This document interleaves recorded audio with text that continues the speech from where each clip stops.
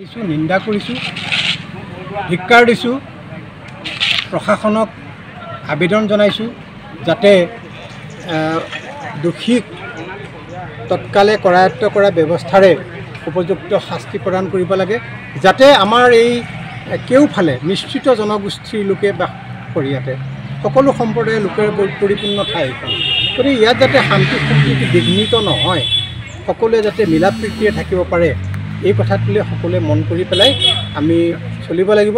তাৰ কাৰণে সকলোৱে এই কথাটো ইয়াতে শেষ কৰি যি হৈ গ'ল সেইটোক লৈ আৰু ৰৌজাল বৌজাল কৰি চৰ্চা কৰি থাকিলে ইয়াৰ পৰা লাভ একো নহ'ব, বৰঞ্চ ক্ষতিহে হ'ব।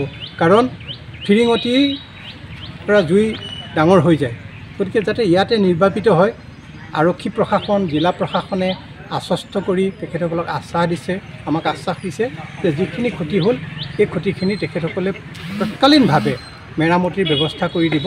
গতিকে আবেদন কৰিম আমাৰ সকলোকে, এনে কাৰ্যৰ পৰা সকলো বিৰত থাকক।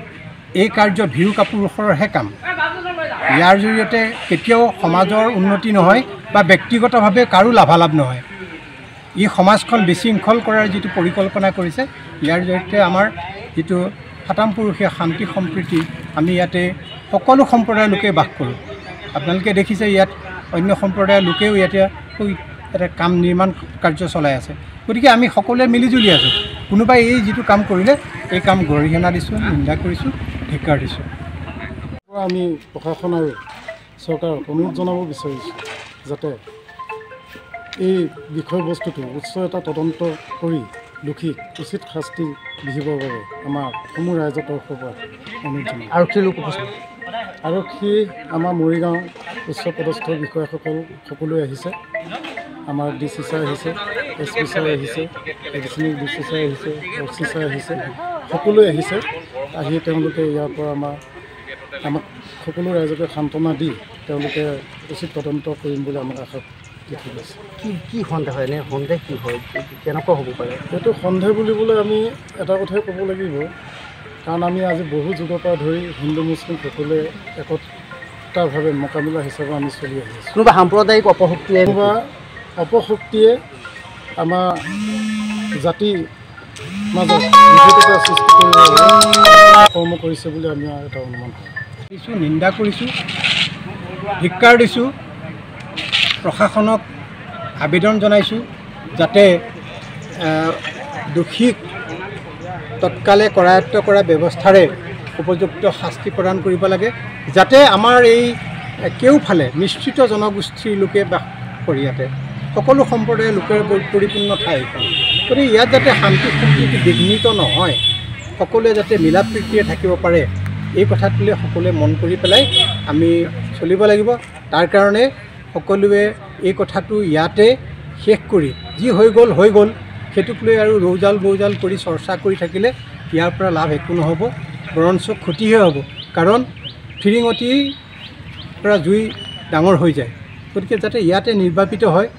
আৰক্ষী প্ৰশাসন, জিলা প্ৰশাসনে আশ্বস্ত কৰি তেখেতসকলক আমাক আশ্বাস দিছে যে যিখিনি ক্ষতি হ'ল এই ক্ষতিখিনি তেখেতসকলে তৎকালীনভাৱে মেৰামতিৰ ব্যৱস্থা কৰি দিব। গতিকে আবেদন কৰিম আমাৰ সকলোকে, এনে কাৰ্যৰ পৰা সকলো বিৰত থাকক। এই কাৰ্য ভীৰু কাপুৰুষৰহে কাম। ইয়াৰ জৰিয়তে কেতিয়াও সমাজৰ উন্নতি নহয় বা ব্যক্তিগতভাৱে কাৰো লাভালাভ নহয়। ই সমাজখন বিশৃংখল কৰাৰ যিটো পৰিকল্পনা কৰিছে, ইয়াৰ জৰিয়তে আমাৰ যিটো সাতামপুৰুষীয়া শান্তি সম্প্ৰীতি, আমি ইয়াতে সকলো সম্প্ৰদায়ৰ লোকে বাস কৰোঁ। আপোনালোকে দেখিছে ইয়াত অন্য সম্প্ৰদায়ৰ লোকেও ইয়াতে এটা কাম নিৰ্মাণ কাৰ্য চলাই আছে। গতিকে আমি সকলোৱে মিলিজুলি আছোঁ। কোনোবাই এই যিটো কাম কৰিলে এই কাম গৰিহণা দিছোঁ, নিন্দা কৰিছোঁ, ধিক্কাৰ দিছোঁ। আমি প্ৰশাসন আৰু চৰকাৰক অনুৰোধ জনাব বিচাৰিছোঁ যাতে এই বিষয়বস্তুটো উচ্চ এটা তদন্ত কৰি দোষীক উচিত শাস্তি বিহিবৰ বাবে আমাৰ সমূহ ৰাইজৰ তৰফৰ পৰা অনুৰোধ জনাওঁ। আৰক্ষী আমাৰ মৰিগাঁও উচ্চপদস্থ বিষয়াসকল সকলোৱে আহিছে।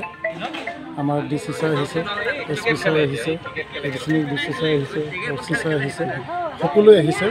আহি তেওঁলোকে ইয়াৰ পৰা আমাক সকলো ৰাইজকে সান্তনা দি তেওঁলোকে উচিত তদন্ত কৰিম বুলি আমাক আশা বৃদ্ধি পাইছে। কি সন্দেহ হয় এনে সন্দেহ কি হয় কেনেকুৱা হ'ব পাৰে? এইটো সন্দেহ বুলিবলৈ আমি এটা কথাই ক'ব লাগিব, কাৰণ আমি আজি বহু যুগৰ পৰা ধৰি হিন্দু মুছলিম সকলোৱে একতাভাৱে মোকাবিলা হিচাপে আমি চলি আহি আছোঁ। কোনোবা সাম্প্ৰদায়িক অপশক্তিয়ে কোনোবা অপশক্তিয়ে আমাৰ জাতিৰ মাজত বিভেদতা সৃষ্টি কৰিব কৰ্ম কৰিছে বুলি আমি এটা অনুমান কৰোঁ।